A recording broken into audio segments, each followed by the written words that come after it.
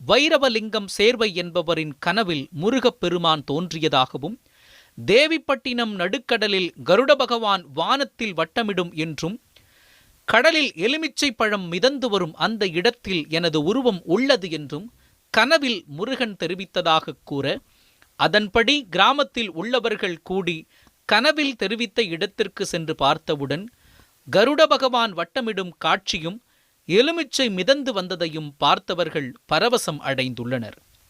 கடலில் தேடியபோது 12 அடியில் வேலில் முருகன் உருவம் பொறித்த மிகப்பெரிய வேல் ஒன்று கடலில் கிடைத்துள்ளது. ரணபலி முருகன் என்பது சூரபத்மனனை வதம் செய்த முருகன் என்றும், பில்லி சூனியம் பகையை விரட்டும் ரணபலி முருகன் என்றும், சத்ரு சம்ஹாரவேல் என்றும் ஆன்மீக பக்தர்களால் நம்பப்படும் ஆலயமாகவும் விளங்கி வருகிறது.